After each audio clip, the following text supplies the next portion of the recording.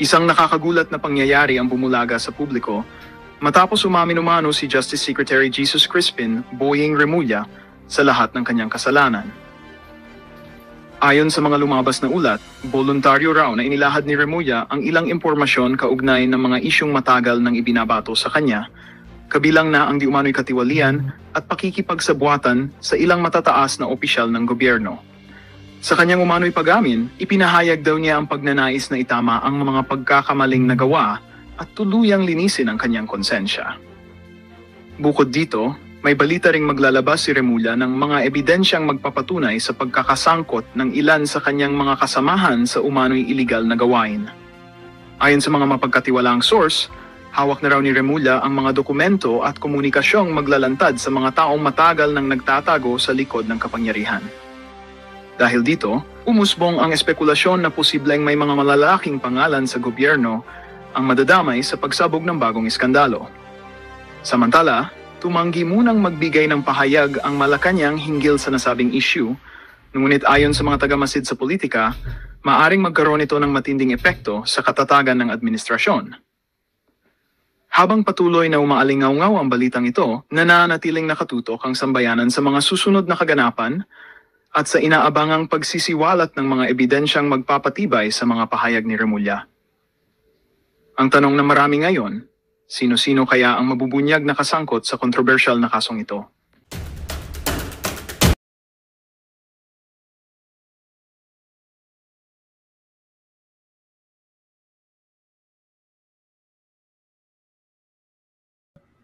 Ang ginawa po nila ay kinuyog ang social media ng inyong lingkod. Okay lang po yun, ako yun eh. Ng aking may bahay, ng aking mga anak. Pero ang totoo po nun kung bakit po alam kong hindi nyo ito magugustuhan, sapagkat mas matitindi po yung ginawa nila sa aking anak na si Zoe. Marami naman siguro sa inyo ang nakakabatid na si Zoe po ay dumaan sa matinding pagsubok ng karamdaman. Nagkaroon po siya ng sakit, nagkaroon po siya ng cancer, ng leukemia. Subalit sa awa at tulong ng Panginoon Diyos, siya po ay himalang gumaling. At ngayon po ay 3 taon na po siya na cancer-free. Gayunpaman, kahit po siya ay cancer-free na, alagang-alaga po namin tong batang ito, pati ng kanyang nakababatang kapatid, sumusuporta po sa kanyang ate, sapagkat yung pong trauma ng pagkakaroon ng cancer ay hindi po madali. Hindi po madaling matanggal sa isip ng isang bata. Isip-isipin po nyo nung siya ay unang nagkasakit, siya ay 11 years old pa lamang. Hanggang sa siya po'y nakipagbaka sa sakit na ito sa loob ng 3 taon. Alam niyo po kung anong pinagsasasabi ng mga nagpunta sa social media ni Zoe? Mamatay ka na sana. Bumalik sana yung cancer mo. You deserve to die. Yan po ba ang uri ng mga tao na sumusuporta po sa inyo, Madam Senator? Ganyan po ba ang mga tao na ipinaglalaban po ninyo? Alam po ninyo, yan po ang pagkakaiba ng mga DDS sa mga dilawang pinklawan na nagmamalinis na yan. Atras doon, kung maayos po ang inyong pakikipag-usap, ano ginawa ninyo? Madam Senator, Senator Laila de Lima, Senator Risa Ontiveros, alam ko po hindi nyo rin po ito magugustuhan.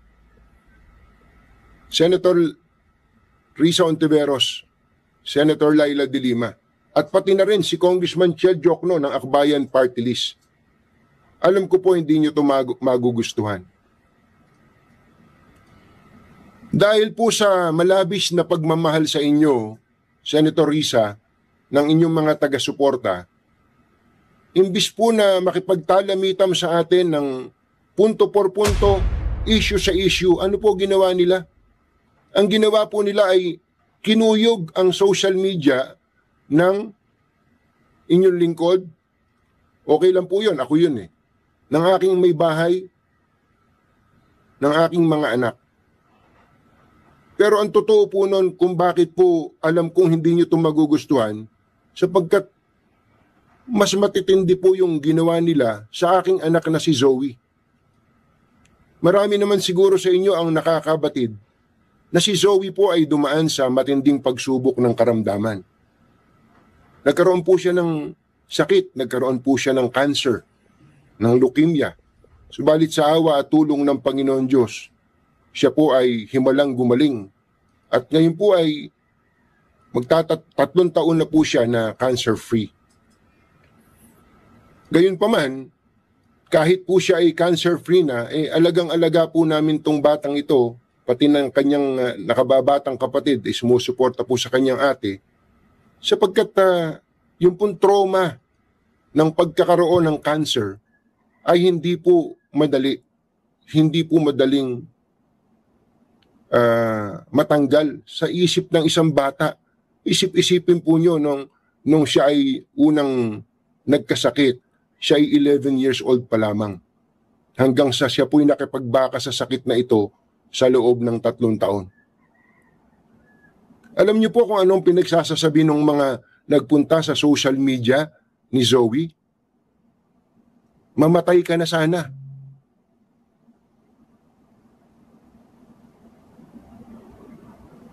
Bumalik sana yung cancer mo.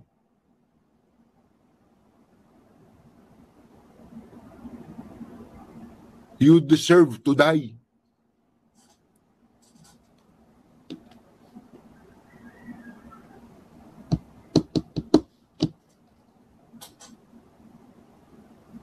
Yan po ba ang uri ng mga tao na sumusuporta po sa inyo, Madam Senator?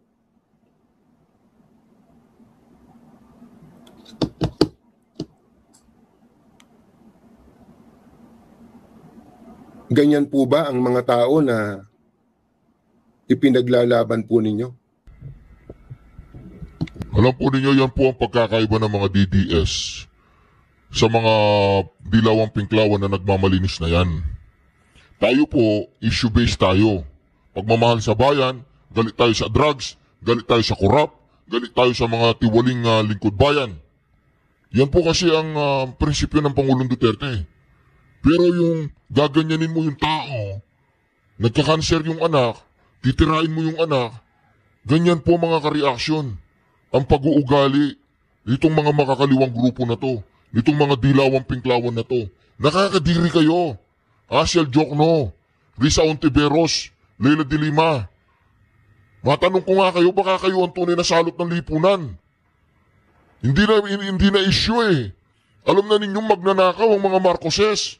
Alam na ninyong magnanakaw ang si Romualdez. Alam na ninyo kung sino ang nagnanakaw sa bayan at hindi si Sara Duterte. Pero dahil kapag naupo si Sara Duterte, ay lilipulin na naman niya yung mga kaibigan ninyo, kaibigan nyo ba yung mga NPA, mga teroristang komunista, ha? Kaibigan nyo ba sila? Ha? Leila de Lima, Saba, kaano-ano mo siya, no? Si yung nasa Netherlands na namatay. Si Singson, kaano-ano mo yun, yung asawa niya. Mga walang hiya kayo. Pati yung anak ni Katunying na cancer survival, mga punyeta kayong mga dilawang pinklawan, wala kayong mga prinsipyo. Wala kayong tunay na pagmamahal sa bayan. Pati yung tao, ako nagalit po talaga ako mga ka-reaction eh. Alam ko si Tunying, tutato ni Lisa Araneta. Alam ko kaibigan niya si Lisa, kaibigan niya. Pero naman, huwag naman ganyan. Dahil nilabas niya yung tinatawag nating insertion ni Risa, hindi yung insertion na ginawa ni Llamas ha. Yung insertion ni Risa sa budget, iba yung kay Llamas. Ewan ko anong klaseng insertion ang ginawa ng dalawa. Di ba mga ka-reaction? Mga punyeta kayo. Nag-survive yung tao, naghirap yung pamilya niya, babanatan ninyo. Hindi tama yan. Ako si Katunying, binanatan ko to. Binabanatan ko pa rin. Babanatan ko kahit sino gusto kong banatan dito sa channel na ito. Na alam ko, pag alam ko na hindi na tama at hindi sang-ayon sa aking paniniwala, re-reactionan ko yan. Hindi bawal yun. Freedom of speech yun. Nagbibigay, lalong-lalo na kung isa kang public figure. Pero yung babanatan mo yung anak niya ng cancer survivor, hindi tama yun. Hindi po tama yun. Ako kinukundin ako yun.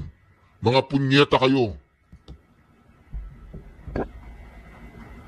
Alam ko, nasaktan kayo dahil sa nasa pedestal si Senator Risa Ontiveros. Nasa pedestal. Ako, yung simpati ko na kay Katunying ha, kahit yung mga viewers ko dito, alam ko ayaw nyo si Katunying. Katulad nyo ako, ayaw ko yung posisyon ni Katunying pagdating kay Lisa Araneta. Ayaw ko yung posisyon niya pagdating sa mga Marcoses. Di ba? Kasi dinadala niya kay Risa yung usapan Ang magnanakaw, Brad, si Bongbong Marcos tsaka si Tambaluslos, sila yung mga mastermind. Sila yung ilantad mo. Para dire-diretso na yung pagmamahal ko sa'yo. Diba? Para yung love ko sa'yo, dire-diretso na. Ang ilantad mo, si Bongbong Marcos tsaka si Romualdez. Okay lang yung si Risa, ilantad mo rin yan. Pero yung ulo, si Bongbong Mandarambong, tsaka si Romualdez, ang pinakamalaking buhaya sa Pilipinas, sila yung ilantad mo. Pero para po mag-resort kayo sa ganitong uri ng mga taktika, hindi ko po malaman kung anong uring mga tao kayo. Tama. Yung pong bago mag-eleksyon ng 2022, inabot na po ng mga anak ko yan Pero pinaunawa ko sa kanila na politika talaga yan mga anak. Pero ngayon, yung umaabot pa sa punto na sasabihin mo na you deserve to die, mamatay ka na sana, bumalik sana cancer mo. Anong klaseng mga tao yan? Anong klaseng mga tao yan? Alam ko hindi yun magugustuhan ni Senator Risa Ontiveros. Hindi nyo po magugustuhan. At alam ko hindi rin gusto ni Senator Laila de Lima. I know what... Hindi! Ganyan talaga yung mga putang inang yan. Mga walang paninindigan yan. Ayan, nakakulong na si Pangulong Duterte kung ano pang ginagawa sa kanya Yung magnanakaw, si Sara, 125 million. Si Bongbong Marcos, ilang bilyon yung kanyang confidential fund. Mga punyeta kayo. What you went through. Pasensya na po, nakakapagmura ako Kasi, sana maintindihan nyo ako. Nakikirid away ako. Nakikirid away yung puso ko para kay Katunying. Putangin nyo, anong ginagawa ninyo. Pati yung anak niya na nananahimik, dinadamay ninyo. Ito, politically, meron kaming differences ni Katunying. Meron kaming differences, meron kaming common ground. Yung differences lang namin, dapat banatan ni Katunying, si Bongbong Marcos, tsaka si Tambaluslos. Okay, banatan mo rin si Risa, okay lang yan. Pero ang differences namin ni Katunying, mas pogi siya sa akin. Gusto kong kumain doon sa kanya restaurant Ano ang pangalan ng kanya restaurant? Katunying. Oo, di ba? Pinlag ko pa yung restaurant mo, Katunying Baka naman. Si Congressman Chel Diokno na nagsasabing nagagalit siya sa paninira kay Senator Laila de Lima ay kay Senator Risa Ontiveros.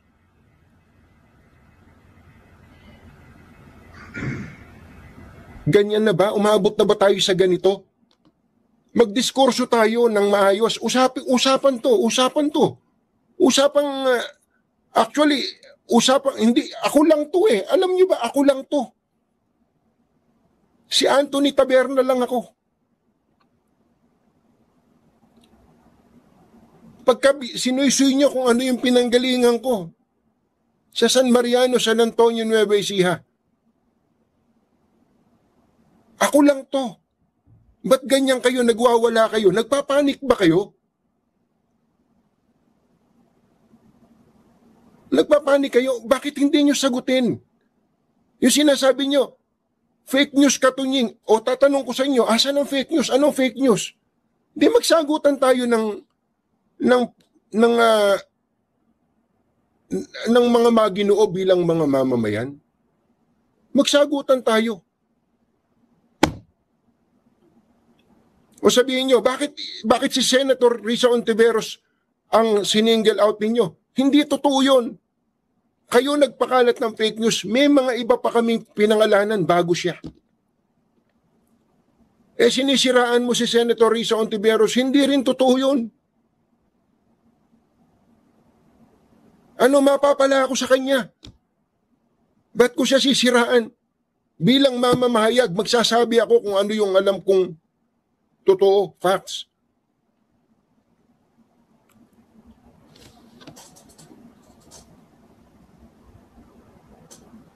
Mag-usap tayong punto por punto, mag-usap tayong issue sa issue.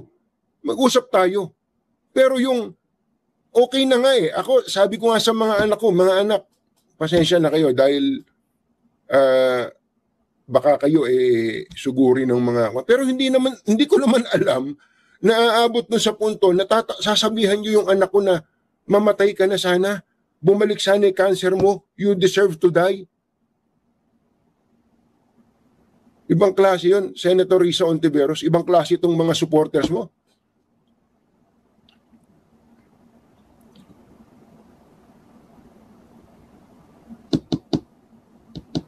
Nung una nga, iniisip ko, baka naman ito yung mga trolls na mga Vietnamese o ano. Pero yung iba, may mga followers din na, well, hindi naman ganun karami. Tinitingnan namin. Pero kung sino man sila, isa lang ang point doon. Kinukuyog kung saan-saan kayo sumisiksik na issue eh. Kung saan-saan, mag-usap na lang tayo. Sabi mo, fake news. Ano yung fake news? Sabi nyo, paninira. Ano yung paninira?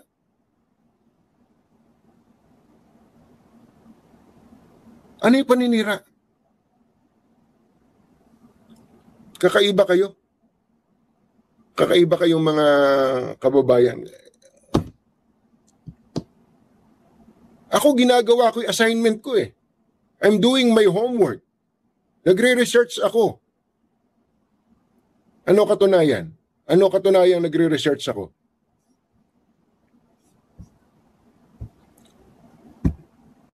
Ang ganda po nung sinabi niya. To cut the long story short, ang sinasabi po ni Congresswoman Laila de Lima, ang gusto nila ay totoo, ang gusto nila ay nagsasabi ng totoo, gusto nila ay tapat, ayaw nila ng ipokrito. Teka, ano ba ibig sabihin ng ipokrito? Ano ba ibig sabihin ng ipokrito? Tanungin nga natin tong si Gagel, para pare-pareho tayo ng pinanggagalingan. Ano ba ibig sabihin ng eto? A person who indulges in hypocrisy. Ano po? Ang sabi dito, the story tells of respectable men who turns out to be a cheat and hypocrite. So, ito po palang ibig sabihin ng hipokrito, pinalilitaw na siya kagalang-galang, nung pala siya hindi naman totoong kagalang-galang, kundi mandaraya. Ano po, mga kababayan? Yung sinasabi niyang siya'y matuwid, pero hindi naman pala. Yung sinasabi niyang sila'y malinis, pero hindi naman pala. Sinasabi niyang siya ay tumutulig sa mga mali, pero hindi rin naman pala siya tama. Hindi po ba mga magulang at mga Kaya sang-ayon ako sa sinabi ni Congresswoman Laila de Lima. Opo. Congresswoman Laila de Lima, tama po kayo. Kaya lang ang tanong ko, Congresswoman Laila de Lima, para kanino po ba yung inyong tinutukoy? Para kanino po ba? Hindi po ba? Baka naman meron kayong pinatatamaan dyan, Madam Congresswoman. Baka naman may tamaan kayo dyan sa sinasabi nyo, may magalit po sa inyo. Ano po? Baka sabihin sa'yo, Congresswoman, baka Baka naman pwedeng maghinay-hinay ka dyan na congresswoman. Baka tinatamaan mo tayo. Baka sabihin mo siya ganun. Mabira pati. So, anyway, ba't ba napunta ako? Pasensya ka na, medyo natuwa lang po ako. Tapos, babalik ko lang po ito. We stand with Senator Risa. Alam ko po kung ano yung tinutukoy nila na we stand with Senator Risa. Ano po, mga kababayan? Ang tanong, dudugtong ko na rin ang isa namang pahayag mula po kay Senator Congresswoman Laila De Lima. Ang sabi po ni Senator Laila De Lima, kung ba't sinabi niyang we stand with Senator Risa, ganito. Hindi siya korap at hindi siya magnanakaw. Ako naman din yun din ang tingin ko kay Senator Risa Hindi siya korap at hindi siya magnanakaw. Yan po ang sabi niya. Tuloy. Pero hindi na po tayo nagugulat sa ganito karumi at kagarapal na taktika. Yan po ang sabi ni Congresswoman Laila De Lima. Meron daw pong marumi at garapal na taktika.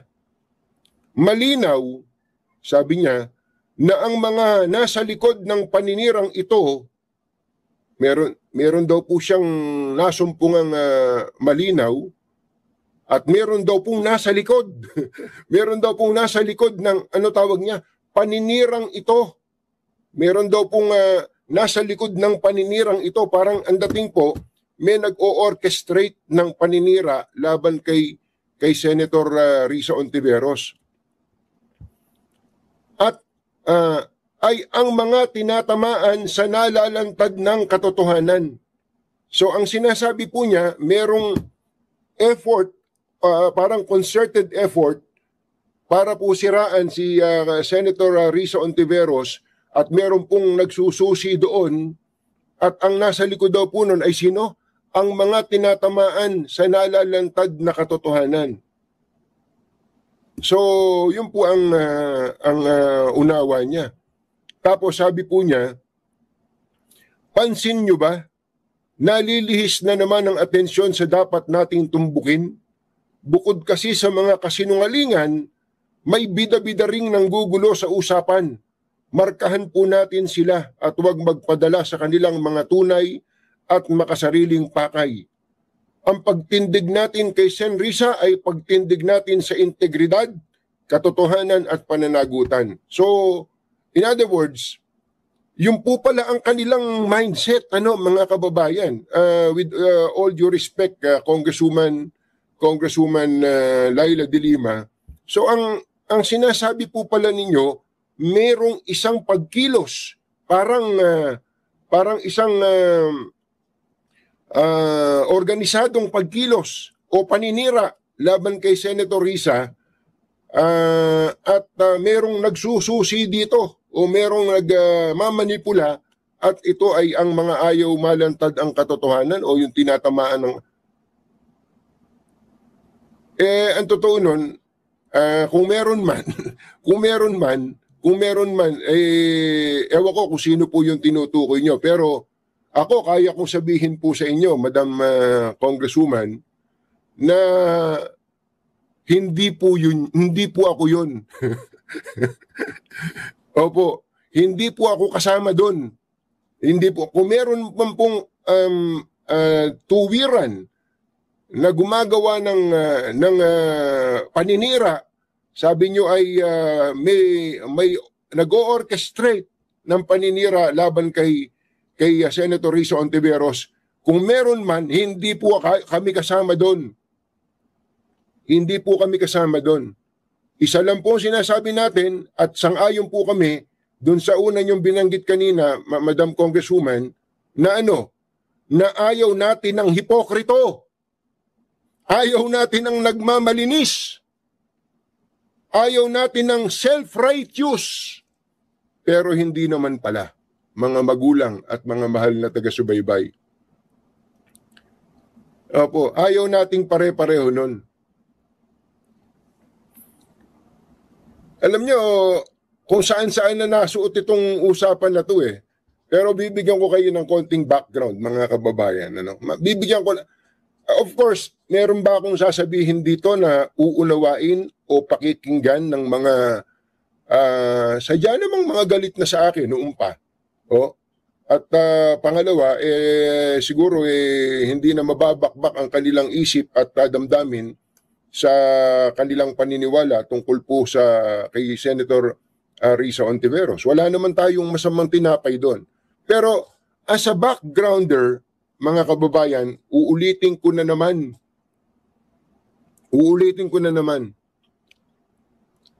Nagsimula po ito nung ma-interview si Senator Ping Lacson.